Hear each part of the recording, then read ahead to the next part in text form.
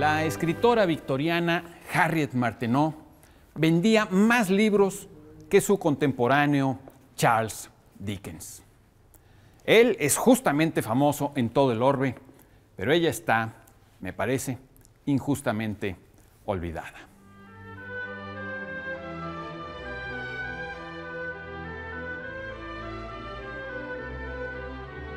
Aunque escribió algunos cuentos y novelas didácticos, Harriet Martineau se destacó sobre todo como una gran divulgadora de las ciencias sociales.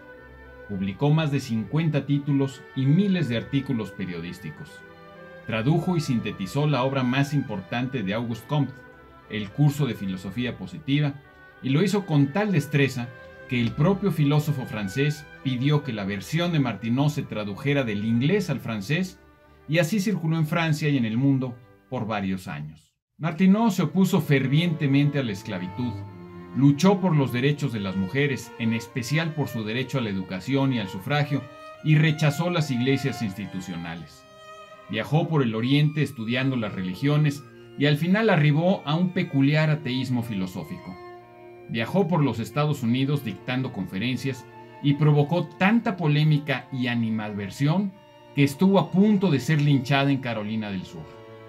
Pero, sobre todo, Martineau viajó con los libros, leyendo a los clásicos grecolatinos y autores como Adam Smith, David Ricardo, Jeremy Bentham, Thomas Malthus, John Stuart Mill, etc. También leyó y conoció en persona a escritoras como George Eliot, Elizabeth Barrett Browning y Charlotte Bronte. Era considerada una mujer tan radical que el padre de Charles Darwin se preocupó mucho cuando se hizo novia de su hijo Erasmus, aunque nunca llegaron a comprometerse. El propio Charles Darwin hizo el siguiente apunte después de uno de sus encuentros. Harriet estuvo muy amigable y se las ingenió para, en el corto tiempo que compartimos, hablar de los más variados y extraordinarios asuntos.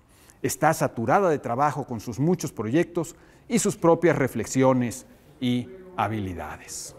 En otra entrada, Charles Darwin describe a Harriet simplemente como a wonderful woman, una mujer maravillosa.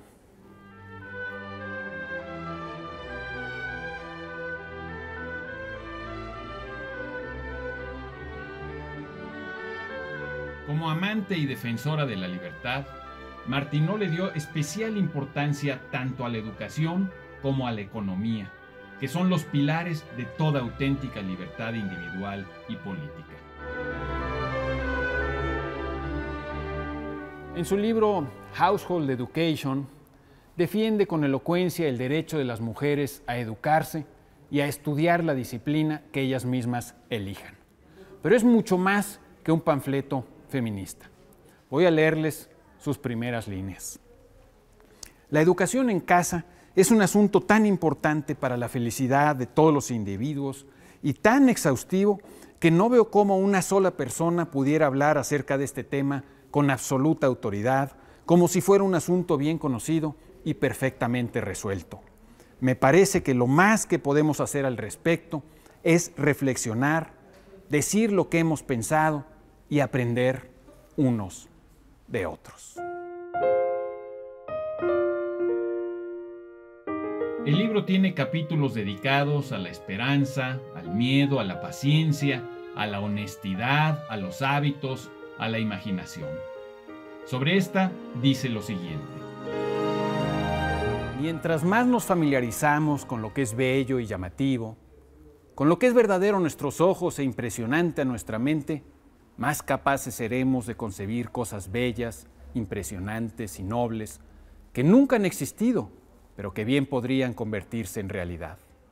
Ninguna de nuestras potencias requiere una dedicación más esmerada y más seria que la grandiosa imaginación.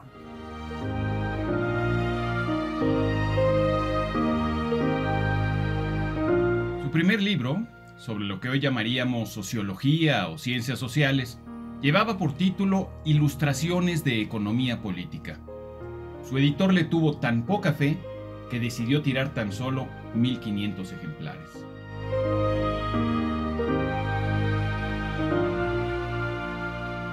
Este libro ilustraba, mediante pequeñas historias, los conceptos básicos y las ventajas del libre comercio y de la economía de mercado. Aunque nos cueste trabajo creerlo, el libro se convirtió en un bestseller que se reimprimió decenas de veces. De tal manera que, a petición de su editor, Harriet, auxiliada por su hermano James, publicó otros 8 volúmenes.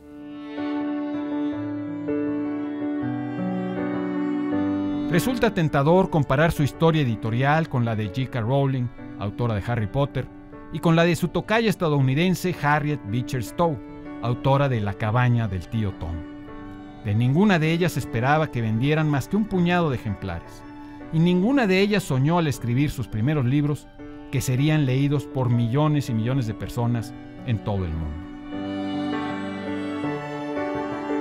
Regresando a los 2 grandes pilares de las libertades individuales y políticas, casi siempre cuando se habla de ellas, la educación se subordina a la economía, como si la educación fuese únicamente un medio para alcanzar el fin de la riqueza o de la repartición de la riqueza.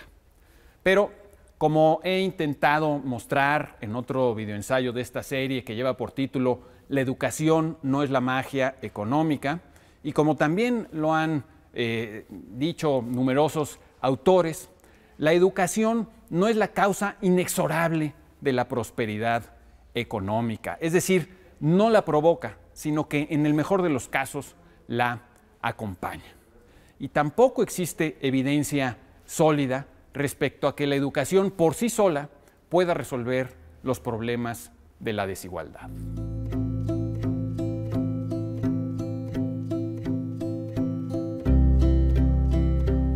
También se supone, con harta frecuencia, que el fin de la ciencia económica es la consecución de la riqueza material o su reparto. La verdadera riqueza, sin embargo, como bien lo supo Martineau y lo experimentó en carne propia, no consiste en contar con dinero abundante, sino en el aumento de las propias posibilidades. La riqueza económica que limita las posibilidades del individuo o de los individuos ni siquiera merece ser llamada riqueza. Lo único que merece el nombre de riqueza es lo que aumenta las posibilidades de alimentación, de salud, de conocimiento, de estar con las personas que amamos, de viajar, de hacer el bien, de tener experiencias interesantes, de placer, etc.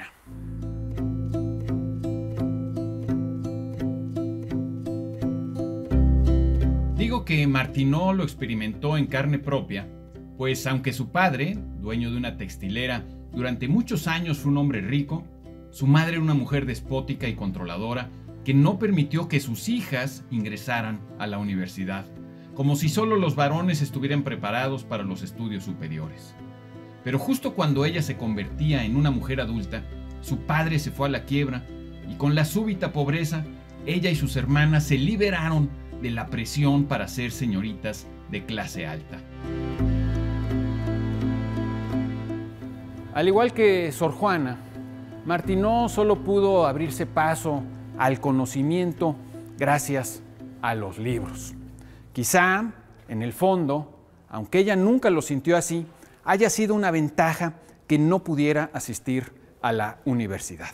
En cualquier caso, vuelvo a repetirlo, la verdadera riqueza consiste en tener más posibilidades y de eso debe tratarse toda buena educación, ya sea formal, como la que ofrecen las instituciones, o informal, como la que podemos obtener con los libros.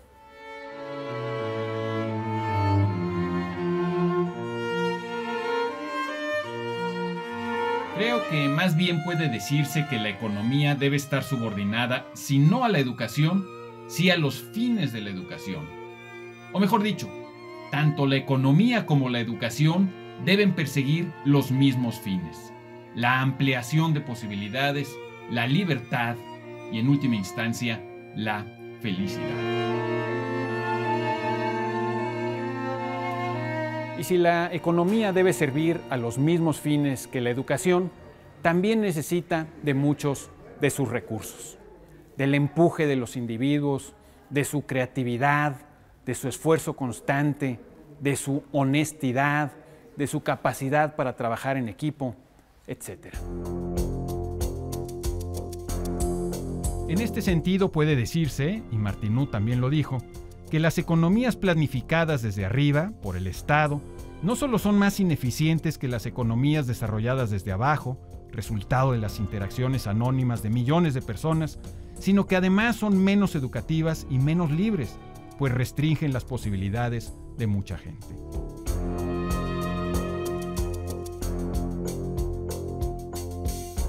Desde muy joven, Harriet Martineau fue perdiendo el oído y siempre tuvo una salud muy débil. Durante una de sus enfermedades, escribió su propio obituario pensando que su muerte estaba cerca. El obituario se lee así: Harriet Martineau. Su poder característico se debió tan solo a la honestidad y a la transparencia intelectuales dentro de un cierto rango. Su capacidad artística y de persuasión fue pobre y por lo tanto estuvo muy lejos de la genialidad. Pero pudo ver muchas cosas claramente y dar una expresión nítida a lo que tenía que decir. En resumen, no pudo inventar ni descubrir, pero logró divulgar. Solo quiero añadir que su modestia, su lucha por la libertad de todos y su confianza en la educación, es decir, en la perfectibilidad humana, me la han vuelto adorable. Soy Pablo Boullosa. Usted tiene la palabra.